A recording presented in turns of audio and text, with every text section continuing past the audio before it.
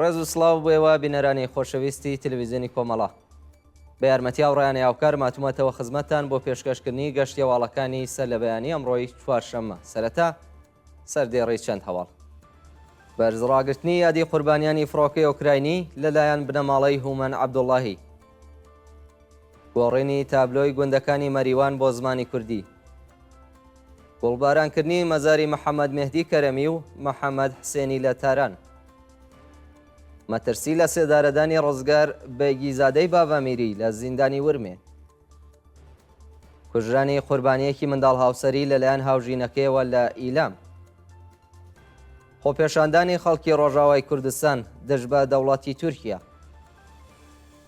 مەراسمی ڕێزگرتن لە یادی قوربانیانی فڕۆکەی ئۆکراینی لە تاران.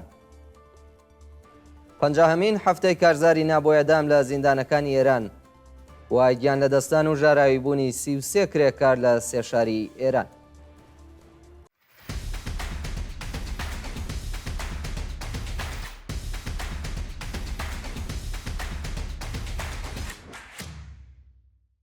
بەرزڕاگرتنی یادی قوربانیانی فڕۆکەی ئۆکراینی لەلایەن بنەماڵەی هومەن عەبدوڵڵاهی. ڕۆژەی سێشەممە 18 بەفرانبار بنەماڵەی هەمیشە زیندوو هومەن عەبدوڵڵاهی لە گیانبەختکردوانی شۆڕشی ژینا لە شاری سنا هاوکات لەگەڵ پێنجەمین ساڵڕۆژی پێکرانی فڕۆکەی ئۆکراینی لەلایەن سوپای پاسداران لەسەر مەزاری دوو گیانبەختکردووی ڕووداوە کۆبوونەوە. ئارەزوو حسێنی دایکی نەمر هومەن عەبدوڵڵاهی بە داگیرسانی مۆم و گوڵبارانکردنی مەزاری ئایدا فەرزانە و ئاروین مڕەتەب لە گۆڕستانی بەهەژ محەممەدی سنە ڕێزی لە یادی هەموو گیانبەختکردوانی ئەو ڕووداوە دڵتەزێ نەگرت. گۆڕینی تابلۆی گوندەکانی مەریوان بۆ زمانی کوردی.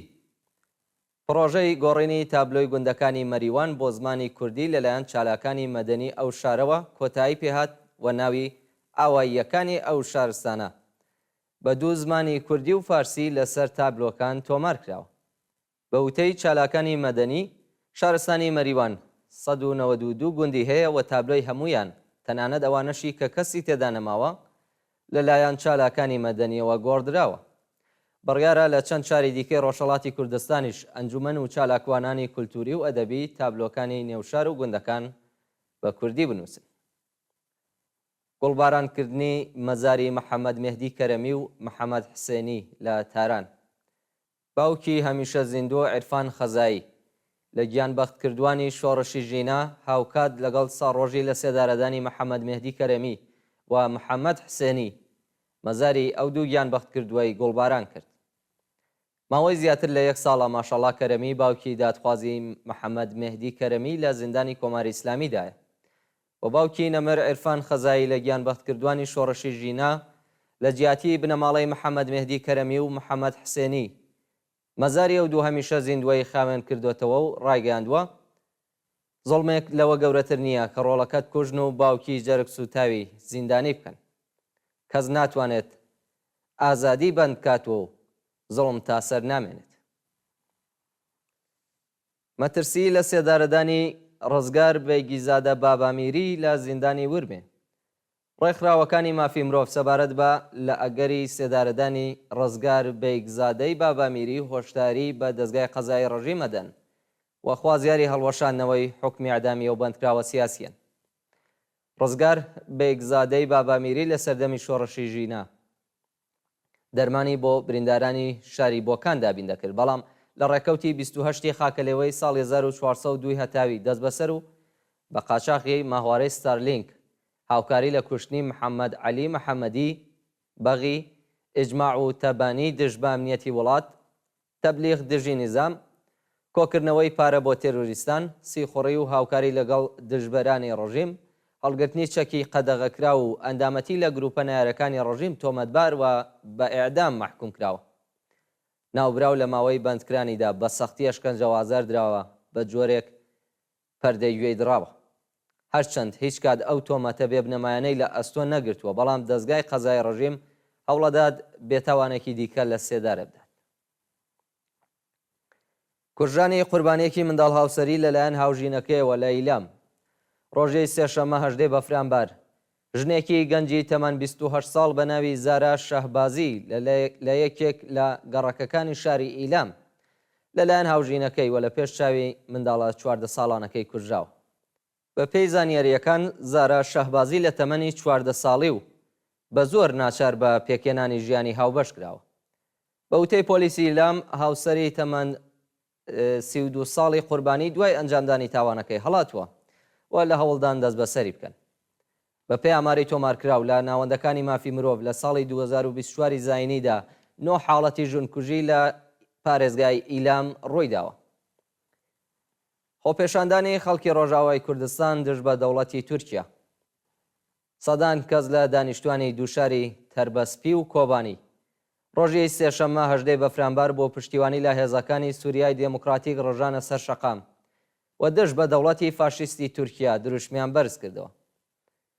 ئاوکات لەگەڵ شەڕ و پێکدادانەکان لە دەوروبەری منبج و کۆبانی و گیانبەختکردنی 18 شەڕوانی هێزەکانی سووریای دموکراتیک خەڵکی شارەکانی کۆبانی و تەربەسپی بۆ جارێکی دیکە ڕژانە سەر شەقام و بە وتنەوەی دروشت وەڵامی هەڕەشەکانی ئەردوغان و هاکان فیدانیان داوەتەوە. بەشداربووان بە بڵاوکردنی بەیاننامە پشتیوانی خۆیان لە هێزەکانی سووریای دموکراتیک ڕاگەیاندووە و داوایان لە کۆمەلگای جیهانی کردووە ڕێگە لە هێرشەکانی دەوڵەتی تورکیا و جیهادیەکانی سەر بە وڵاتە بۆ سەر ڕۆژاوای کوردستان بگرن. جێگای ئاماژەیە کە خەڵکی ناوچەی سەحراوە لە ئەلجەزایر بە بەشداری گرێتا تۆنبێرگ چالاکی ژینگە پارێزی خەڵکی سوێد لە کۆبوونەوەیەکدا پشتیوانی خۆیان لە ڕۆژاوای کوردستان دەربڕیوە. درێژەی مانگرتنی کرێکاران لە مەیدانی نەوتی یاداوەرانی خۆڕەمشار. کرێکارانی شاغڵ لە مەیدانی یاداوەرانی خۆڕەمشار ڕۆژی سێشەمە 18 بەفرامبار بۆ 15هەمین ڕۆژی بەردەوام دژ بە جێبەجێ نەکردنی داخوازیەکانیان کۆبوونەوە. زەرفیەتی نەوتی مەیدانی یاداوەران نزیک بە 17 ملیارد بەرمیلە، بەڵام کرێکارانی شاغڵ لەو مەیدانە نەوتیە لەژێر هێڵی هەژاریدا دەژین. کرێکاران ماوەی 15 ڕۆژە دژ بە نەدانی هەقدەست و مەزایە دواخراوەکانیان، نەبوونی ئەمنیەتی پیشەیی، دابین نەکردنی بیمەی دەرمانی و ئیمکاناتی ڕەفاهی، هەروەها کەمی هەقدەست مانیان گرتووە، بەڵام هیچ بەرپرسێکی ڕژیم بایەخی بە داواکاریەکانیان نەداوە. مەراسمی ڕێزگرتن لە یادی قوربانیانی فڕۆکەی ئۆکراینی لە تاران. بنەماڵەی قوربانیانی فڕۆکەی ئۆکراینی ڕۆژی سێشەممە 18 بەفرامبار هاوکات لەگەڵ پێنجەمین ساڵ ڕۆژی پێکرانی ئەو فڕۆکە بە موشەکەکانی سوپای پاسداران لە شوێنی ڕووداوەکە کۆبوونەوە و ڕێزیان لە یادی گیانبەختکردوانی ئەو جێنایەتە گرت. مەراسمەکە بەڕاگرتنی یەخولەک بێدەنگی بۆ ڕێزلێنان لە یادی گیانبەختکردوان دەستی پێکردو و بنەماڵەی قوربانیان بە دانانی کەلوپەلی بەجێماو لە گیانبەختکردوان و دانانی وێنەکانیان یادی ئازیزانیان بەرز ڕاگرت. مەحموود عەلیزادەی تەباتەبایی پارێزەری ژمارەیەک لە بنەماڵەی قوربانیان لە وتارێکدا ڕایگەیاندووە کە وێڕای تێپەڕبوونی 6 مانگ بە سەرگەڕانەوەی پەروەندەی ئەو ڕووداوە بۆ دادگای نیزامی ڕژیمی سەرکوتگەر هێشتا بە دوواداچوونی بۆ نەکردووە. بنەماڵەی گیانبەختکردوان بە وتنەوەی دروشت یەکڕێزی و یەکگرتووی خۆیان دووپات کردەوە و خوازیاری محاکمە و سزادانی تاوانباران بوون. ڕێپێوانی ماڵدزراوانی شرکەتی ڕەزایەت خودرۆ لە قەزوێن.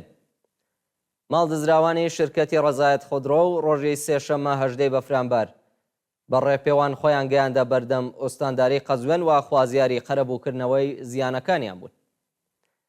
لە دوایین جەلسەی دادگایکردنی شرکەتی ڕەزایەت خودرۆ شێوەیەکی دیکەی گەندەڵی بەڕێوەبەری شرکەت بە ناوی محەممەد ڕەزا غەفاری ئاشکرا بوو.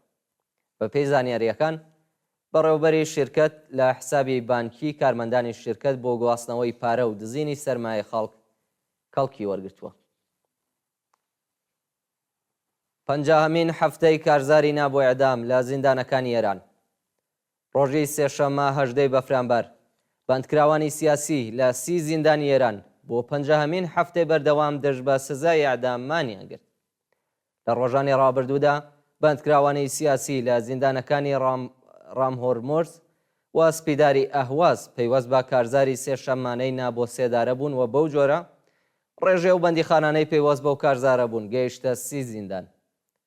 بە وتەی بەندکراوانی مانگرت و دەستگای قەزای ڕژیم لە سەری ساڵی نوێی زاینیدا 21 بەندکراوی لە سێدارەداوە و لە سەرەتای مانگی بەفرامبارەوە تا بە ئەمڕۆ 8 زیندانی ئەعدام کراون. ڕژیمی سەرکوتگەری ئیسلامی بە لە سێدارەدانی هەزاران بەندکراو لە ساڵی 2024 زاینیدا ڕێکۆردێکی تازەی تۆمار کردووە. گیان لە دەستان و ژاراویبوونی 33 کرێکار لە سێ شاری ئێران. ڕۆژی سێشەمە 18 بەفرامبار 32 کرێکار لە شارۆچکە سەنعەتیەکانی ئیسفەهان و جیرۆفت بەهۆی هەڵمژینی گاز ژاراوی و کرێکارێک لە ئابادان بەهۆی بەربوونەوە لە بەرزایی گیانی بەخت کردووە. بەپێی راپۆرتەکان 31 کرێکار لە کارگەیەک لە شارۆچکەی سەنعەتی ژمارە 2 جیرۆفت بەهۆی هەڵمژینی گازێکی مەترسیدار ژاراوی و ڕەوانەی نەخۆشخانە کراون و 9 کەسیان بەستەری بوون. لە ڕووداوێکی دیکەدا کرێکارێک لە شارۆچکەی سەنعەتی حەبیب ئابادی ئیسفەهان بەهۆی هەڵمژینی گازی مۆنۆکسیدی کەربۆن ژاراوی و ڕەوانەی ناوەندە دەرمانیەکان کراون. لە شاری ئابادان هەروەها کرێکارێکی بیناسازی بە ناوی حەسەن جاسمیان تەمەن 33 ساڵ بەهۆی بەربوونەوە لە بەرزایی گیانی بەخت کردووە. سەپاندنی سزای زیندان بەسەر 4 چالاکی سنفی فەرهەنگیان لە خوزستان. بەپێی ڕاگەیاندنی شۆڕای هاواهەنگی ڕێکخراوە سنفیەکانی فەرهەنگیانی ئێران 4 معلیمی پارێزگای خۆزستان بە ناوەکانی سیامەک سادقی چێهرازی، کەوکەب بۆداغی، پیرۆز نامی و عەلی کڕۆشاد سەرجەم بە 24 ساڵ زیندان محکوم کراون. بەپێی حکمی دادگای ئینقلابی ئەهواز سیامەک سادقی چێهرازی، کەوکەب بۆداغی، پیرۆز نامی و عەلی کڕۆشاد لە پەروەندەیەکی هاوبەشدا بە تۆمەتی ئیجماع و تەبانی دژ بە ئەمنیەتی وڵات هەریەکە و بە 5 ساڵ زیندان و بە تۆمەتی تەبلیغ دژی نظام هەریەکە و بە 1 ساڵ زیندانی تەعزیری محکوم کراون. شۆڕای هاواهەنگی ڕێکخراوە سنفیەکانی فەرهەنگیانی ئێران وێڕای شەرمەزارکردنی و نادادپەروەریە خوازیاری هەڵوەشاندنەوەی سزاکانیان بوو.